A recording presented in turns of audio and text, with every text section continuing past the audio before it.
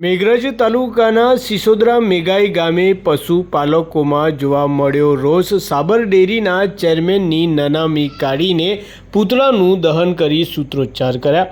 આજે તારીખ 15 જુલાઈ સાંજે 6 થી 8 વાગ્યાના અરસામાં મેઘરજ તાલુકાના મેઘાઈ સિસોદરા ગામે પશુપાલકો દ્વારા સાબર ડેરીના ચેરમેનની નનામી કાઢવામાં આવી હતી। ત્યારબાદ પશુપાલકો દ્વારા ચેરમેન હાય હાયના નારા લગાવી ભારે સૂત્રોચ્ચાર કર્યા હતા અને ડેરી બંધ રાખી તેમાં દૂધ ભરાવવાનું પણ બંધ રાખવામાં આવ્યું હતું।